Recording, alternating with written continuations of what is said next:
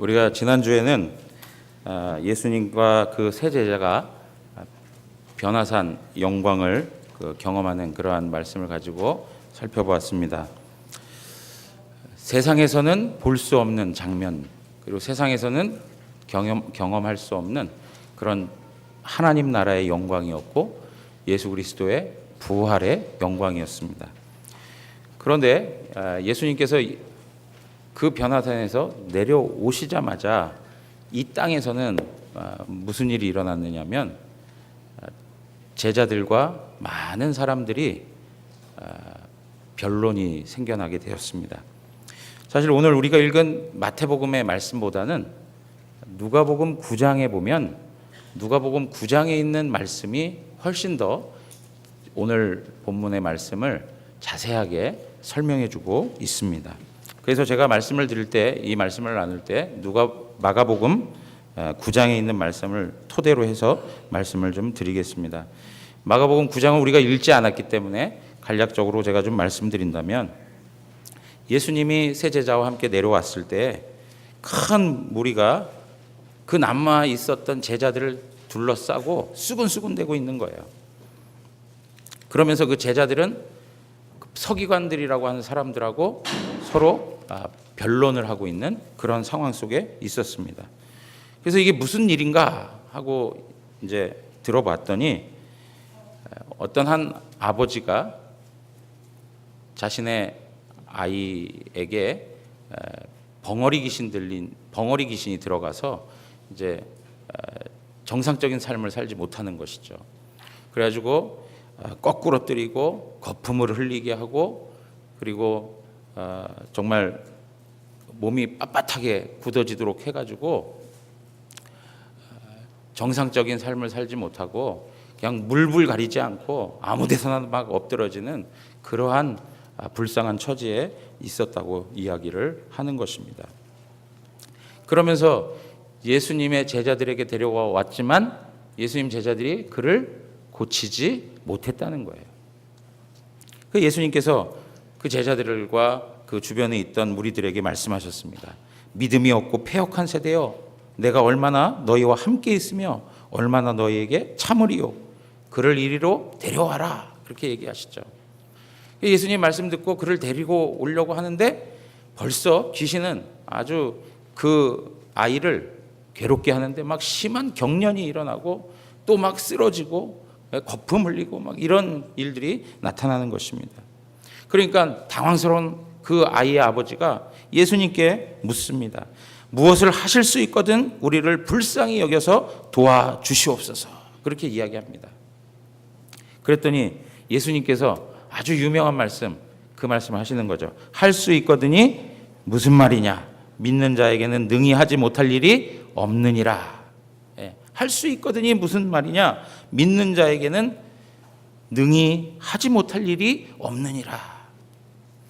그러니까 이 아버지가 그 말씀을 듣고 소리를 지르면서 내가 믿나이다, 나의 믿음 없음을 도와주시옵소서, 그렇게 얘기합니다.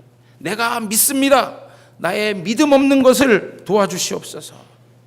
그랬더니 예수님께서 그 귀신을 꾸짖으시고, 막 귀신을 꾸짖어서 나가라 하니까 그 귀신이 막 심하게 또 경련을 일으키게 하는 거예요. 끝까지 그 아이를 괴롭히는 그 귀신의 역사가 그 현장에 있었던 것입니다. 그리고 나서 예수님이 그를 낫게 하신 그 사건인 것이죠. 그리고 예수님의 제자들이 조용한 시간이 되었을 때 조용히 예수님에게 묻습니다. 예수님, 우리는 왜 귀신을 쫓아내지 못했을까요? 왜 우리는 귀신 쫓아내지 못했습니까? 저한테 그런 말 했으면 제가 그랬을 것 같아요. 그걸 내가 아냐? 네가 알지. 그랬을 것 같은데 예수님께서 정확하게, 얼마나 친절하시게 잘 또 설명해 주세요. 믿음이 작은 까닭이라. 만일 너희에게 믿음이 겨자씨 하나일 만한 믿음이 있었다면 산을 옮길 수 있는 그런 일들도 나타날 수 있다, 그렇게 얘기하시죠. 그러면서 마가복음에서는 한 말씀을 더 덧붙이시는데 뭐라고 얘기하냐면, 기도 외에는 이런 종류의 것들이 나갈 수 없다. 그렇게 말씀하세요. 이것이 오늘 우리가 살피고 있는 대략적인 이야기의 내용인 것입니다. 여러분, 저는 오늘 여기서 이러한 말씀을 통해서 세 가지 우리가 영적인 진리들을 좀 발견해 갔으면 좋겠습니다. 첫째 무엇이냐면, 예수님과 그 세 제자는 변화산에서 부활의 영광을 맛보고 하나님 나라의 영광을 보았지만, 예수님이 그러한 영광을 맛보고 있는 그 사이에 이 땅에서는 어떤 일이 이루어졌습니까?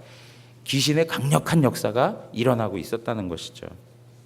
그러니까 오늘 우리가 살펴볼 수 있는 것은, 여전히 이 땅을 딛고 살아가는 사람들에게 있어서는 사단과 귀신의 역사들이 끊임없이 일어나고 있고, 사탄은 한 영혼을 장악해서 그 영혼으로 하여금 정말 그에게 완전히 복종하여서 사단의 노예가 되도록 만드는 일을 일삼고 있다는 것입니다.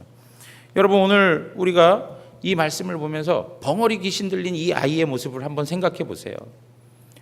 이 아이는 그냥 자기의 뜻과 자기의 생각, 자기의 의지와 관계없이 귀신이 역사하는 대로 그냥 거꾸로 넘어지고 자빠지고, 거기서 거품을 흘리고 이를 팍팍 이를 갈고 완전히 그 짐승과 같은 그러한 모습을 우리에게 보여주고 있는 것이죠. 사탄의 권세 앞에 사로잡히면 바로 이러한 상태에 머물 수밖에 없다는 것을 우리에게 말씀해주고 있는 거예요. 아이의 의지는 작동하지 않습니다.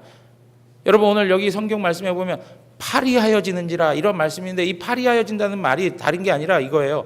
완전히 뻣뻣해지는 거예요. 그리고 완전히 굳어져 버리는 거예요. 그래서 완전히 죽은 시체처럼 그냥 움직일 수 없는 그러한 상태가 되어버렸다는 거예요. 우리 이러한 그 모습들을 우리가 주변에서 보는데, 오늘 말씀에도 보면 오늘 간질이다 이렇게 표현도 하는데, 사실은 귀신 들려서 나타나는 현상들이었던 것이죠.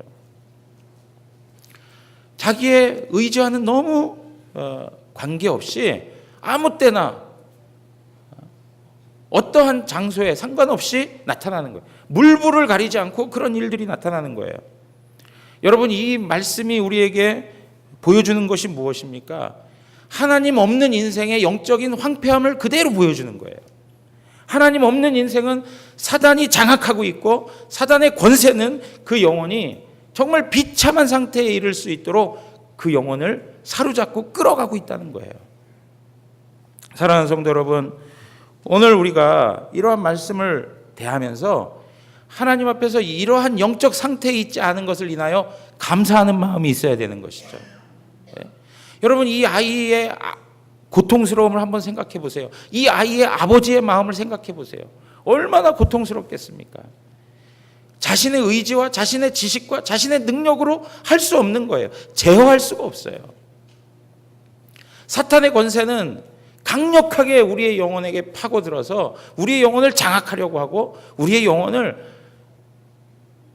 완전히 비참한 지경에 이르기까지 끌고 다니다가 어디로 함께 들고 가는 거예요? 지옥으로 끌고 가는 거예요. 지옥으로.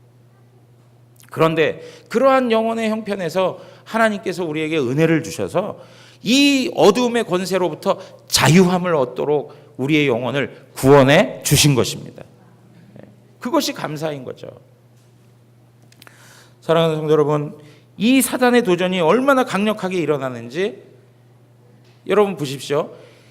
이 아이가 예수님 앞에 서 있는 동안, 예수님이 꾸짖는 그 순간에도 어떻게 해요? 이 아이를 못 살게 굴어요. 그 권세 많으신 예수님 앞에 있으면 그냥 벌벌 떨고 그냥 나갈 거 아니에요? 그런데 어떻게 합니까? 끝까지 그 아이를 괴롭히는 거예요. 끝까지 괴롭혀요. 사탄은 한 영혼에 대한 집착이 굉장하죠. 여러분, 주님을 알지 못했을 때 형편이 이러한 모습이 있지 않습니까? 그런데 또 하나, 하나님을 믿는 자녀들에게도 사탄은 역사하죠. 그래서 우리로 하여금 시험에 들게 하고 우리 영혼을 하나님으로부터 더 멀어지게 하는 그런 여러 가지 전술 전략을 가지고 우리에게 다가온단 말이죠. 우리의 영혼이 한순간도 하나님 앞에서 자유하고 기쁨을 얻고 만족하고 행복하는 것을 보고 싶지 않은 것이 바로 사탄의 모습이에요. 끝까지 물고 늘어지는 사탄의 이 집요함을 우리는 볼 수 있는 거예요. 성도 여러분, 사탄에 대해서 무감각하게 살아가는 것도 이건 문제인 거예요. 영적 실체에 대해서 감각 없이 살아가는 건 문제인 거예요. 사탄은 우리의 마음을 조금이라도 하나님으로부터 멀어지게 하고 하나님 없는 인생으로 살아가게 하기 위해서 끊임없이 다가와서 우리를 회방해요. 그러한 영적 움직임이 있다는 것을 우리는 간파하고 하나님 앞에 더욱더 은혜를 구하며 나가야 되는 것이죠. 여기 사탄이 또 거세게 하나님 나라의 일을 방해하고 있다는 것을 우리가 알 수 있는 게 무엇이냐면, 오늘 그 땅에 남겨졌던 제자들이 누구와 변론한다라고 성경은 말해주고 있습니까? 서기관들과 변론하고 있다, 그렇게 얘기하고 있습니다. 여러분, 서기관들이 길을 지나다가 벙어리 귀신 들린 아이의 이 사건을 접하게 된 것입니까? 그렇지 않습니다. 이 서기관들은 대제사장이라든가 그 당시에 그 예수님을 반대했던 그 무리들이 예수님이 어떠한 형편에 있는지 가서 살피게 하고, 그리고 예수님에게 무슨 꼬투리를 잡을 것이 있는지 살피도록 한 것이죠. 그래서 예수님을 죄인으로 몰아세우고, 그리고 예수님을 십자가에 죽이기 위하여 끊임없이 그의 실수나 그가 가지고 있는 문제를 찾아내기 위해서 보낸 하나의 스파이들과 같은 것이죠. 그러니까 여러분 보세요. 이 서기관들과 변론을 하고 있다라고 하는 이 말은 결국에는 예수 그리스도를 흔들려고 하는 것이고 예수 그리스도를 무너뜨리게 하려고 하는 그러한 의도 속에서 이루어지고 있는 거예요. 여러분, 제가 말씀을 드렸습니다. 마태복음 16장 이후부터는 예수님의 후반기 사역인데, 그 16장 이후부터 나타나는 일들이 뭐예요? 예수님께서는 이제는 십자가로 더 가까이 가는 삶을 살아가시는 거예요.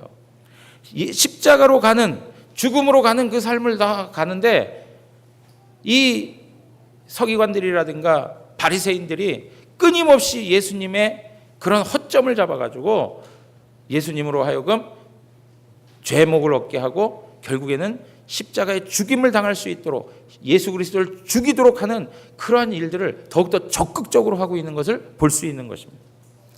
사랑하는 성도 여러분, 오늘 우리가 이 말씀을 보면서 확인해야 되는 건 뭐냐면, 사탄은 하나님의 나라의 일들을 기뻐하지 않습니다. 사탄은 하나님의 사람들을 기뻐하지 않습니다. 사탄은 하나님의 나라의 일을 무너뜨리려고 하고, 사탄은 하나님 나라의 백성들, 하나님의 사람들을 무너뜨리려고 합니다. 이러한 영적인 움직임이 아주 집요하게 우리 주변에서 일어나고 있다는 것을 깨닫고 하나님 앞에서 이러한 실체들을 파악하고 하나님 앞에 은혜를 구해야 되는 것입니다. 사랑하는 성도 여러분, 무더운 날씨에 우리의 육체는 더 공고해질 수밖에 없습니다. 그래도 더욱더 하나님 앞에 은혜를 구하는 영적 깨어짐은 우리 가운데 충만해지기를 원합니다. 그래서 영적인 그런 세계를 바라볼 수 있는 영안이 열려야 되는 거예요. 영안. 그래서 하나님의 선하신 뜻이 무엇인지, 그리고 내가 그 앞에서 어떻게 깨어서 하나님 앞에서 살아가야 되는지, 이러한 모습들이 우리 안에 있어야 된다는 것입니다. 사랑하는 성도 여러분, 오늘 이 아이의 묶인 인생의 모습을 보면 참으로 불쌍합니다. 말씀드린 것처럼 자기 의지가 없습니다. 완전히 사탄의 다스림을 받아서 사탄이 명하는 대로만 행하는 인생입니다.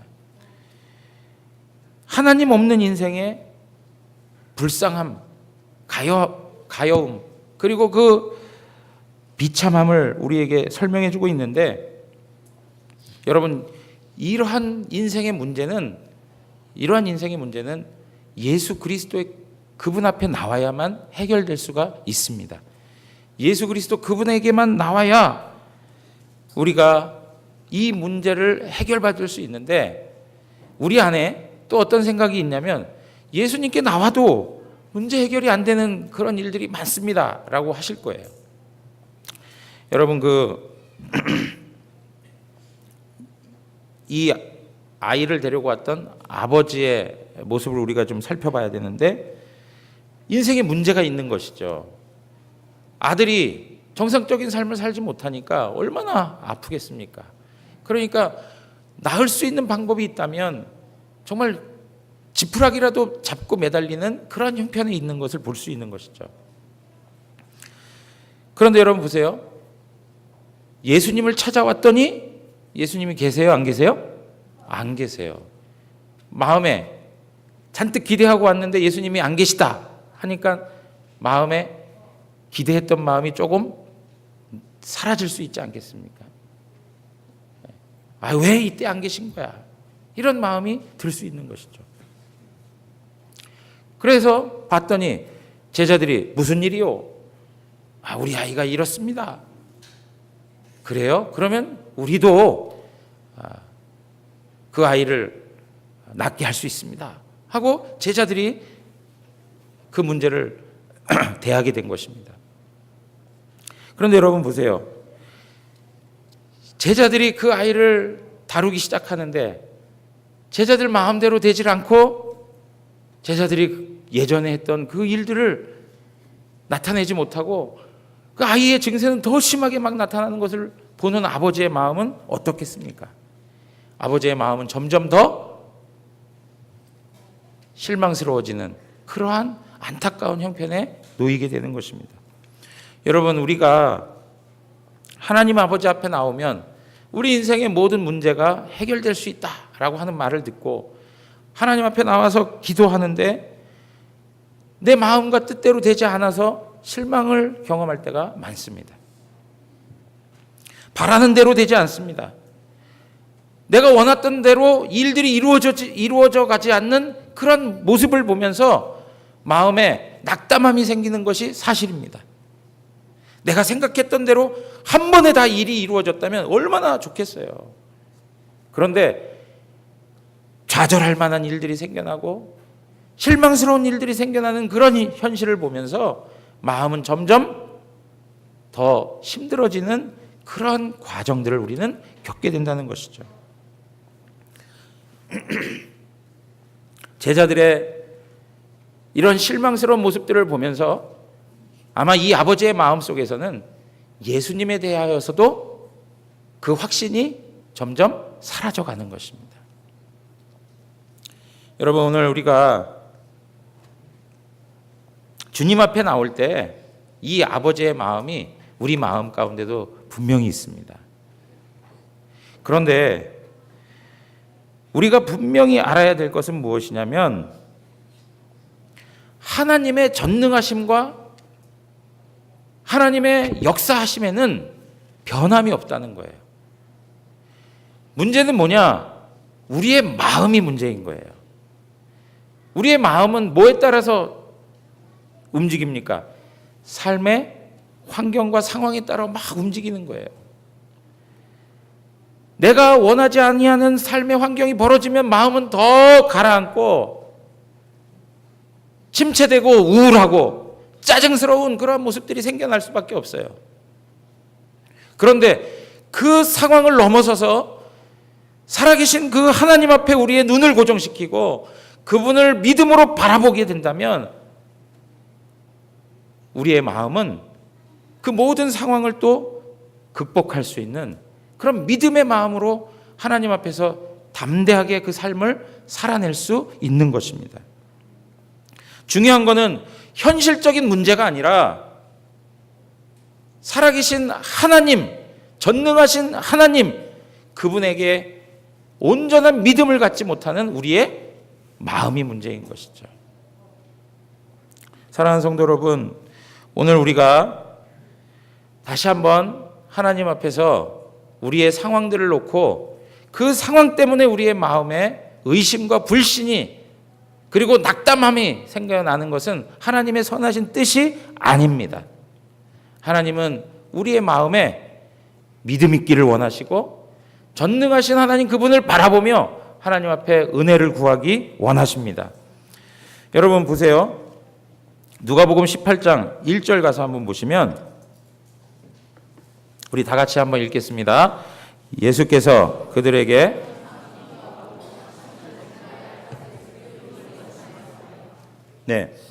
예수님께서 그들에게 항상 기도하고 낙심하지 말아야 할 것을 비유로 말씀했다 그래요.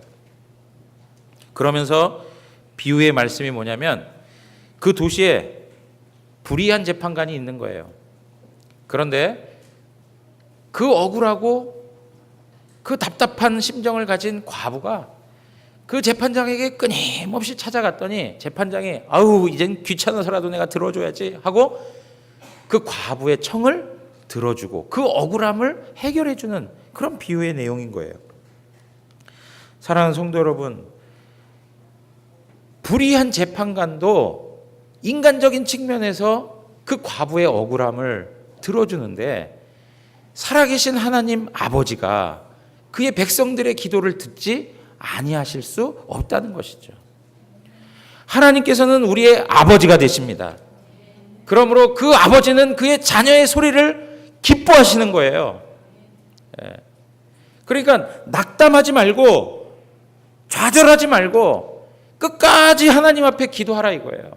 하나님께서 우리의 기도를 들어주시지 않을 때에는 하나님의 선하신 뜻이 있어서 우리로 하여금 인내하게 하시는 그 과정들을 밟게 하시는 것이죠. 여러분, 기도하면 그럼 무조건 내 마음과 내 뜻대로 다 이루어지느냐? 그건 아니죠. 기도하다 보면 하나님께서 우리를 향한 하나님의 뜻하심이 무엇인지를 우리로 하여금 깨닫게 해주신단 말이에요. 여러분, 기도를 하든 기도를 안 하든 중요한 건 뭐냐면 하나님의 뜻대로 되어져 가는 거예요. 그런데 기도를 하게 되면 유익한 게 무엇이냐면 하나님의 선하신 뜻이 무엇인지를 깨닫게 되고 내가 그 하나님의 뜻 앞에 어떻게 쓰임받고 있다는 것을 확인할 수가 있어요. 그런데 내가 기도하지 않으면 하나님의 일은 하나님 일대로 이루어지고 나는 나대로 살아가는 거예요. 그리고 나는 속이 답답해 죽겠는 거예요. 그리고 영적인 하나님의 선하신 뜻이 무엇인지를 몰라서 그냥 막 헤매는 인생을 살아가는 거예요. 여러분, 하나님의 선하신 뜻을 구하면서 내가 하나님 앞에 지금 기도하고 있는 내용이 있다면 포기하지 마시고 내가 바라고 원하는 대로 되지 않는다고 해서 그것을 중단하지 마시고 하나님의 선하신 뜻을 구하면서 끝까지 기도하는 은혜가 있기를 원합니다. 지난주에도 말씀드렸잖아요. 주님께서 우리의 기도를 격려해 주신다고요. 하나님께서는 우리의 기도를 사용해 주세요. 오늘 우리가 하나님 앞에 기도하는 사람이 돼야 되는 거예요. 자, 누가복음 18장 그 1절 우리가 읽었는데요. 그 비유가 나온 다음에 8절 가서 보세요. 8절. 8절에 뭐라고 나오냐면 내가 너희에게 이르노니 속히 그 원한을 풀어주시리라. 그러나 인자가 올 때에 세상에서 뭐요? 믿음을 보겠느냐. 중요한 게 뭐라는 거예요 지금? 믿음의 문제라는 거예요. 믿음의 문제. 기도하면서 낙담하게 되고 기도하면서 중단하게 되고 기도하면서 실망하고 좌절하는 것 뭐 때문이라고요? 믿음에 관한 문제라는 거예요. 믿음에 관한 문제. 자, 그러면 이 아버지의 모습 속에서 우리가 이 믿음의 문제를 어떻게 세워갈 수 있을까 하는 것을 발견할 수 있는데 오늘 아버지는 뭐라고 얘기하냐면 우리가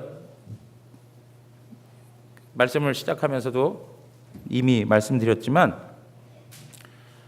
예수님에 대하여 벌써 이제 반신반의하는 마음이 생겨난 것이죠.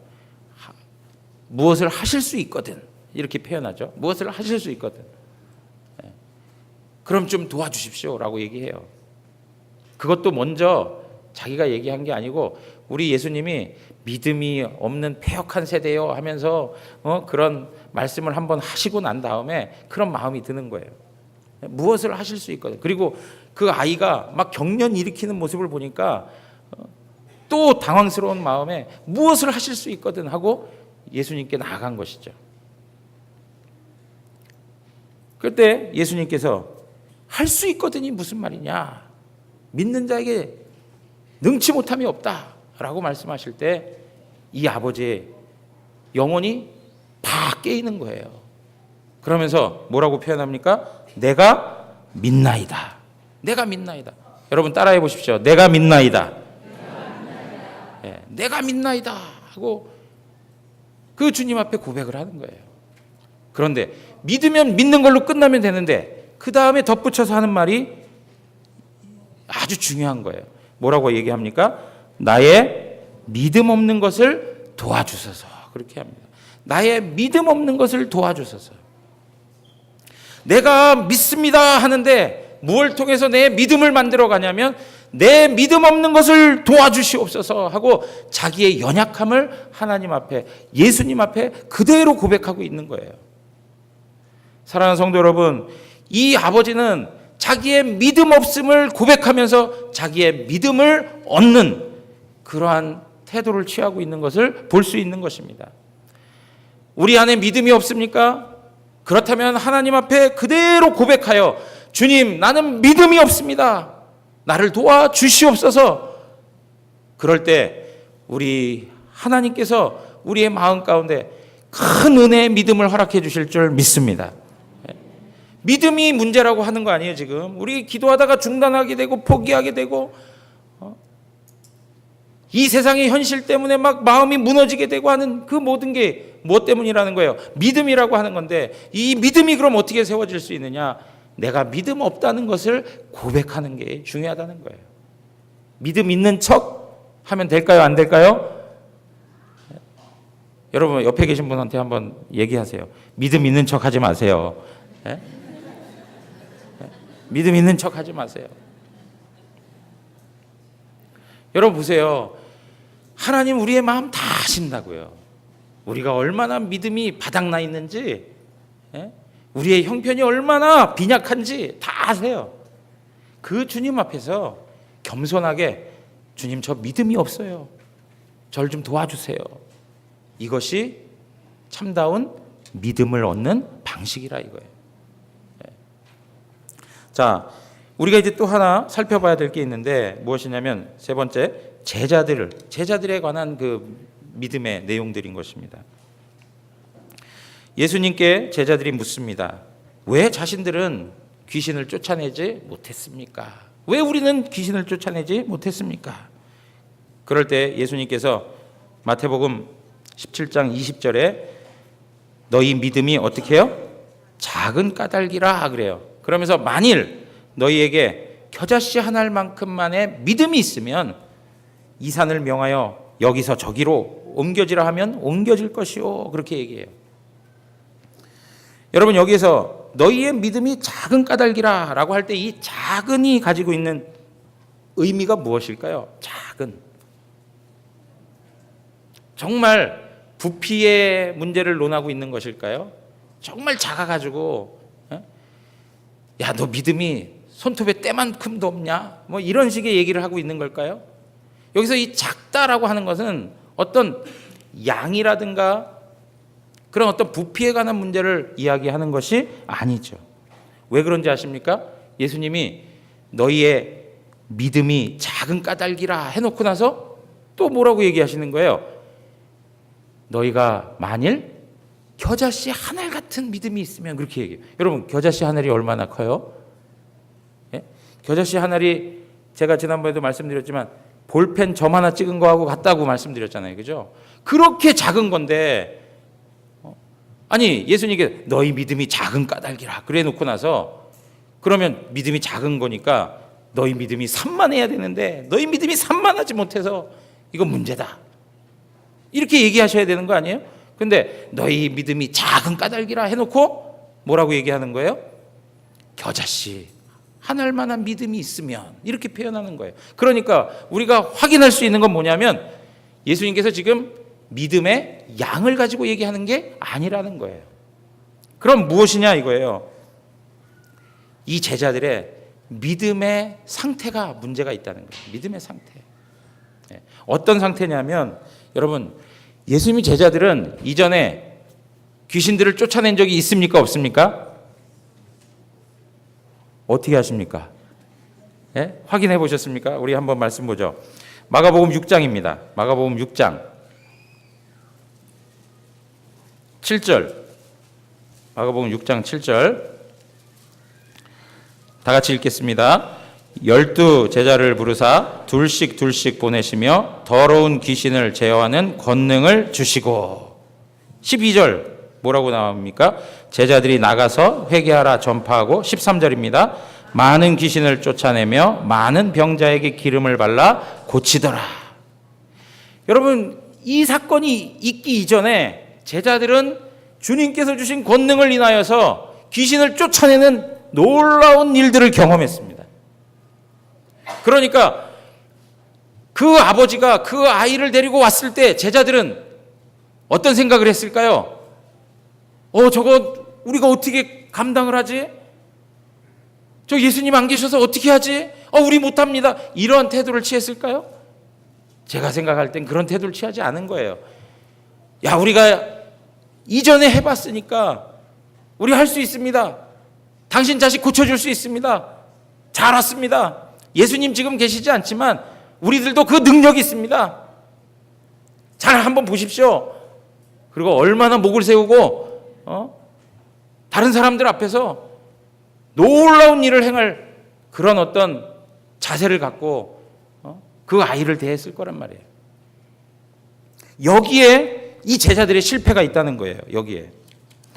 여러분, 우리가 분명하게 이해해야 될 것은 무엇이냐면 이 제자들이 이전에 귀신을 쫓아내고 병을 고치는 능력이 있더라도 하나님께서 그들에게, 예수님께서 그들에게 도깨비 방망이 같은 무언가를 장착시켜 준 게 아니란 말이에요. 내가 아무 때나 하고 싶을 때 하고 하기 싫을 때 안 하고 하고 싶은 장소에서 하고 마음대로 할 수 있는 게 아니라는 거예요. 그런데 제자들은 지금 무슨 생각을 하고 있는 거예요? 자신들이 한번 경험한 그 사건이 자기들에게 있어서는 계속적으로 일어나는 사건이라고 생각하는 거예요. 계속적으로 할 수 있는 능력을 자신들이 가지고 있다고 생각하는 거예요. 다른 많은 사람들은 그 능력이 없지만 자기들에게는 그 능력이 있다라고 착각하는 거예요. 그러니까 하나님 앞에 의지합니까? 의지하지 않습니까? 의지하지 않습니다. 하나님 앞에 의지하지 않아요. 여러분, 우리가 이 말씀을 대하기 이전에 우리가 무슨 말씀을 들었냐면 마태복음 16장에 접어들면서 예수님께서 뭐라고 얘기하셨습니까? 너희가 나를 따라오려거든 자기를 부인하고 나를 따르라 그랬어요. 예수님의 제자들은 이러한 일들 앞에서도 자기 자신을 철저히 부인하고 살아계신 하나님을 의지하는 삶을 살았어야 되는 건데 그 의지가 없고 그 의존이 없고 어떻게 해요? 자기들의 능력을 믿었던 거예요. 자기들이 가졌던 경험을 의지했던 거예요.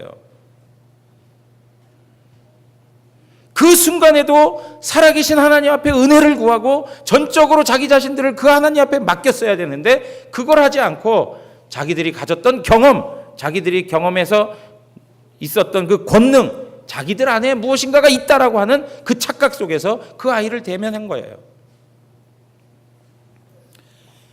여러분, 우리가 분명히 기억할 것이 있습니다. 성령의 역사, 성령의 은사는 우리가 하고 싶을 때 하고 하고 싶지 않을 때 안 하고 하는 것 아닙니다. 우리의 주권 안에 있지 않습니다. 성령의 역사와 은사는 성령 하나님의 주권에 속한 것입니다. 성령님께 속한 거예요. 성령님께.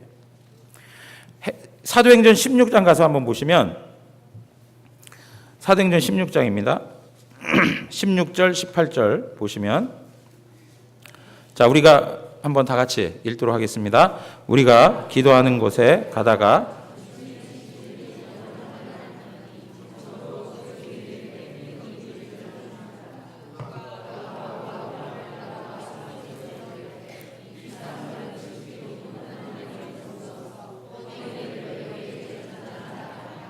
이같이 여러 날을 하는지라 바울이 심히 괴로워하여 돌이켜 그 귀신에게 이르되 예수 그리스도의 이름으로 내가 네게 명하노니 그에게서 나오라 하니 귀신이 즉시 나오니라. 아멘.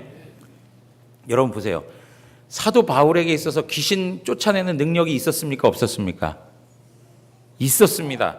병 고치는 은사가 있었습니까? 없었습니까? 있었습니다. 많은 은사들이 바울에게도 있었습니다. 그런데 우리가 하나 알 수 있는 병과 관련해서는 자기의 병을 고칠 수 있었습니까? 없었습니까? 없었습니다.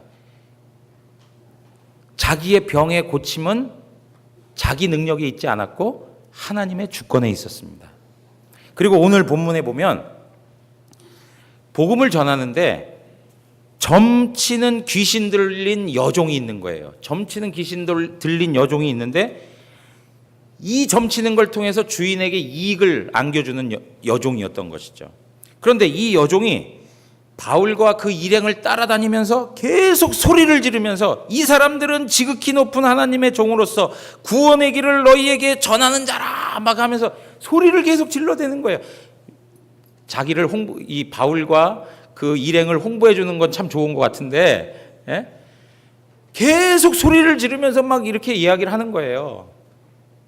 자, 그런데 보세요. 18절에 가서 보시면 이같이 여러 날을 하는지라 그렇게 해요. 여러 날을 했다는 거예요. 그러니까 바울이 어떠했습니까? 심히 괴로워하여 그랬어요. 심히 괴로워하여. 자, 여러분, 만약에 바울 마음대로 귀신을 쫓아내는 능력이 있고 병 고치는 능력이 그 자신에게 있는 것이었다면 첫날 이 귀신 들린 여종이 와가지고 막 소리 지르고 고래고래하고 그럴 때 단번에 예수의 이름으로 명하노니 내게서 나가라 뭐 이렇게 얘기하시고 완전히 고쳐줄 수 있는 거 아니겠어요? 그죠? 그런데 지금 바울이 뭐라고 얘기하는 거예요? 여러 날 동안을 심히 괴로워하였다는 거예요. 여러 날 동안을 심히 괴로워하였다. 그 이야기는 무엇이에요? 바울에게 있어서도 귀신 쫓아내고 병 고치는 일이 자기 주권에 있지 않았다는 거예요. 그러면 누구의 주권에 있다는 거예요? 하나님의 주권에 있다는 거예요. 성령님의 주권에 있던 거예요. 여러분, 우리가 은사자들을 이렇게 생각하면서 뭐 그냥 내가 마음대로 은혜를 베풀고 은사를 베풀면 아무 때나 언제든지 막 일어날 수 있다라고 생각하는 그러한 사람들 치고 건강한 신앙을 가지고 있는 분들이 별로 없어요. 여러분 잘 생각하십시오. 성령의 주권적인 역사는 성령께서 합당한 뜻이 있을 때 성령의 자의적 판단을 가지고 성령께서 역사하시는 거예요. 우리가 마음대로 하는 게 아니란 말이에요. 지금 제자들이 실패했던 대목이 바로 이거예요. 그 귀신 들린 아이를 대하였을 때 정말 겸손한 마음으로 하나님의 은혜를 구하고 하나님의 놀라운 역사를 간구하며 주님을 의지했어야 되는데 주님 의지하지 아니하고 자기들이 뭔가를 만들어낼 수 있다고 하는 착각 속에 있었던 거예요. 교만함이죠. 그러므로 사랑하는 성도 여러분, 우리가 이 말씀을 항상 기억해야 되는 것입니다. 고린도전서 10장 12절 다 같이 읽겠습니다. 그런즉 선줄로 생각하는 자는 넘어질까 조심하라. 선줄로 생각하는 자는 넘어질까 조심하라. 내가 믿음이 있다고, 내가 경력이 있고 경험이 있고 오랜 세월 신앙생활을 했다고? 아니요. 한순간 무너지는 거예요. 내가 목사라고, 내가 장로라고, 내가 권사라고, 내가 수많은 세월을 하나님 앞에 기도하고 그리고 처리하고 뭐 봉사하고 했다고요? 아니요. 한순간 무너지는 거예요. 한순간 무너지는 거예요. 그러므로 우리는 매일의 삶에서 하나님을 의지해야 되는 거예요. 매일의 삶에서 하나님을 의지해야 되는 거예요. 여러분, 우리가 이러한 부분에 있어서 하나님을 전적으로 의지하는 것을 지금 이 말씀은 우리에게 설명해 주고 있는 거예요. 전적으로 의지하는 거예요. 전적으로 하나님을 의지하는 게 무엇입니까? 믿음이에요. 믿음. 하나님을 전적으로 의지하는 게 믿음이에요. 다른 게 아니에요. 우리가 믿음 생활한다라고 할 때 믿음 생활이 뭡니까? 그 하나님을 전적으로 의지하는 삶을 살아가는 거예요. 자, 그러면 이러한 믿음이 어떻게 생겨날 수 있느냐라고 하는 거예요. 믿음이 적은 영혼이라 이렇게 말씀하셔놓고 마태복음에서는 말씀하고 있지 않지만 마가복음에서 뭐라고 얘기하십니까? 기도 외에는 이런 종류가 나갈 수 없느니라 그래요. 여러분, 믿음이 세워지기 위해서 주님께서 우리에게 무엇을 말씀하냐면 기도하라 말씀하시는 거예요. 그리고 기도하는 자가 믿음이 있는 거예요. 전적으로 주님을 의지하는 자만이 하나님 앞에 기도할 수 있어요. 그리고 그 기도하는 자만이 전적으로 주님을 더 의지할 수밖에 없는 거예요. 사랑하는 성도 여러분, 하나님 앞에 기도하는 자, 목사라고 기도하는 거 아닙니다. 장로라고 기도하는 거 아니에요. 오래된 신앙을 가진 권사라고 해서 기도하는 게 아니라 하나님 아버지, 하나님 그분을 전적으로 의지하고 의존하는 자만이 기도할 수 있는 거예요. 주님을 의지하십니까? 그러면 기도하셔야 돼요. 기도하셔야 돼요. 주님을 의지한다면 기도해야 돼요. 우리는 끊임없이 하나님의 은혜 없이 살 수 있다라고 하는 인간적 교만함과 영적 게으름과 나태함이 우리의 신앙생활을 어지럽힐 때가 있어요. 여러분, 이 영적인 게으름과 이 태만함, 이것이 하나님을 전적으로 의지하지 못하게 하죠. 그러니까 기도하지 않는 것입니다. 사랑하는 성도 여러분, 우리 주님 앞에 우리의 마음이 온전히 드려지기를 원하신다면 하나님 앞에 다시 한번 기도하는 것에 우리의 마음을 회복하시기 원합니다. 기도하셔야 돼요. 지금 보세요. 이 제자들이요, 그 이전에 많은 귀신들을 쫓아내지 않았습니까? 놀라운 일들을 행했습니다. 그런데 지금 당면한 귀신 들린 아이의 문제는 그 이전의 문제와 너무나도 다른 거예요. 그 이전에 대했던 것들은 자신들이 예수님의 권능을 힘입어서 감당했을지 모르겠지만 지금은 더더욱 강력한 역사가 일어나고 있기 때문에 하나님의 은혜가 더 필요한 시점에 있는 것이었음에도 불구하고 그들은 그냥 경험만 의지하고 자신들이 그 문제를 해결해 보려고 했던 것이죠. 여러분, 우리 인생의 문제에 있어서 이전에 경험했던 것보다 더 강하게 우리에게 다가오는 문제들, 지금까지 경험해본 삶의 과정 속에서 한 번도 경험해보지 못했던 그 힘겨운 문제들이라면 더더욱 하나님 앞에 무릎을 꿇고 은혜를 구해야 되는 것입니다. 이전의 방식대로 안 되는 거예요. 뭔가 지금 새로운 위기에 직면해 있고 삶에서 많은 것들로 인해서 도전에 직면해 있게 되었을 때 이전의 방식으로 되지 않는다는 거예요. 더 하나님 앞에 은혜를 구하고 기도함으로 이 문제가 해결될 수 있는 것이죠. 여러분, 우리 주일학교 이제 여름 행사들이 진행되고 있는데요. 주일학교 이야기하면 교회들이 점점 더 어린 생명들이 줄어들고 정말 주일학교 형편이 안타까운 현실에 있습니다라고 다 이구동성 이야기를 해요. 이렇게 어려운 때라면 이전보다 우리에게 더 요구되어지는 것이 있다면 무엇이에요? 하나님을 더 전적으로 의지하고 기도하는 게 더 중요하다는 말이에요. 우리 주일학교 부서에 담당하고 있는 부장님들, 이 시간을 빌어서 목사로서 간절히 부탁드립니다. 우리 교사들과 함께 기도하는 일에 헌신해 주시길 바랍니다. 기도하고 은혜 구하고 하나님의 살아계신 역사를 우리 사역의 현장 가운데 맛보고 경험할 수 있도록 우리가 먼저 하나님 앞에 나아가 간절히 기도함으로 하나님의 살아계신 능력을 맛보는 그런 시간들이 되기를 바라겠습니다.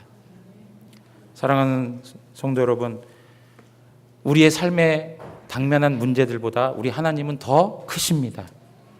그 하나님을 바라보시면서 그분 앞에 전적으로 의지하고 기도함을 통하여 살아계신 하나님의 능력을 덧입고 하늘의 능력을 맛보고 살아가는 복된 성도들 되시기를 주님의 이름으로 축원합니다.